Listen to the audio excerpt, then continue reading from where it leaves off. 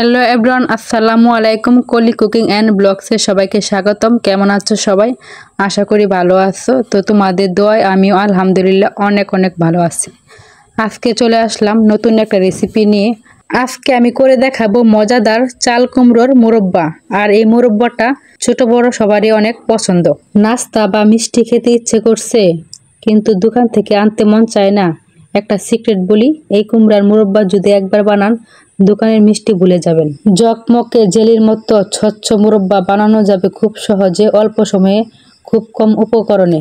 আশা করি আমার ভিডিওটা জুড়ে থাকবেন। আর আমার ভিডিওটা যদি ভালো লাগে অবশ্যই আমার চ্যানেলটিকে সাবস্ক্রাইব করে আমার পাশে থাকবেন এবং ফ্রেন্ডস এবং ফ্যামিলির সাথে ভিডিওটা শেয়ার করবেন।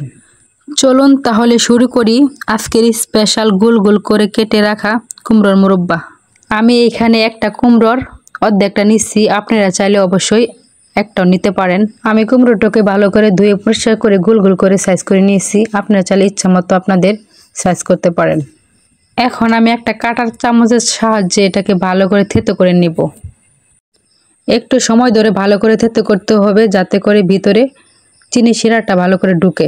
একটু সময় ধরে আলতো হাতে করবেন আর একটু খেয়াল রাখবেন যাতে করে হাতে লেগে না যায়। এখন আমি একটা বাটির মধ্যে 2 কাপ পানি নিয়েছি। পানিটা আপনাদের পরিমাণ মতো আপনারা নিয়ে নেবেন। এখানে ঝিনুকের চুন ব্যবহার করছি 1 চা চামচ। বাজারে কিন্তু 2 জাতের চুন পাওয়া যায়, একটা হচ্ছে ঝিনুকের চুন আর একটা হচ্ছে পাথরের চুন। এখানে কিন্তু অবশ্যই ঝিনুকের চুনটা ব্যবহার করতে হবে। এখন একটা চামচের সাহায্যে চুনটাকে ভালো করে গলিয়ে নিতে হবে। এখন আমি কুমড়োগুলোকে পানির মধ্যে চুবিয়ে রাখবো 1 ঘন্টার জন্য। আপনাদের হাতে সময় থাকলে অবশ্যই 2 ঘন্টা 3 ঘন্টা রাখতে পারেন, কোনো সমস্যা নেই।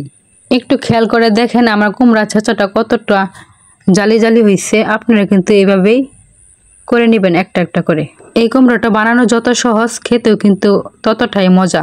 এই কুমড়ার মুরব্বাটা কিন্তু ঘরে নর্মাল ফ্রিজে রেখে 1 মাস আপনারা খেতে পারবেন। আমি 1 ঘন্টা রেখে দিয়েছিলাম, 1 ঘন্টা পর আবার চলে আসলাম। চুনের পানি কুমড়োর ভিতরে ঢুকে কুমড়াগুলো একদম ডুবো ডুবো হয়ে আছে। এখন আমি ভালো করে ধুয়ে পরিষ্কার করে নিব। এখন চুলায় একটা কড়াই বসিয়ে দিয়ে এর মধ্যে আমি কুমড়াগুলো ঢেলে দিব। এখন আমি এর মধ্যে পরিমাণ মতো চিনি দিয়ে দিব। আর চিনিটা আপনাদের পছন্দ মতো দিবেন। আপনারা যে যেমন মিষ্টি খেতে ভালোবাসেন তার উপর ভিত্তি করে চিনিটা অ্যাড করবেন। এখন আমি চুলার আঁচটা মিডিয়াম টু লো হিটে রেখে অনবরত নাড়াচাড়া করতে থাকবো। একটু সময় ধরে নাড়াচাড়া করতে হবে যতক্ষণ পর্যন্ত চিনিটা না গলে যায়। এখন আমি এর মধ্যে এলাচ আর দারচিনি দিয়ে মাঝারি আঁচে জাল করে নিব। একটু খেয়াল রাখতে হবে যাতে করে নিচে লেগে না যায়।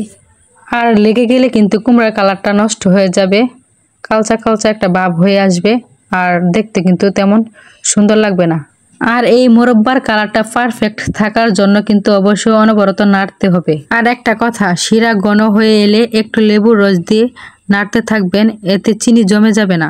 আমার হাতের কাছে লেবু নেই তাই আমি দিতে পারিনি, আপনারা কিন্তু অবশ্যই দিবেন। কুমড়োর টুকরোগুলো স্বচ্ছ আর জেলির মতো হয়ে গেলে নামিয়ে নিন।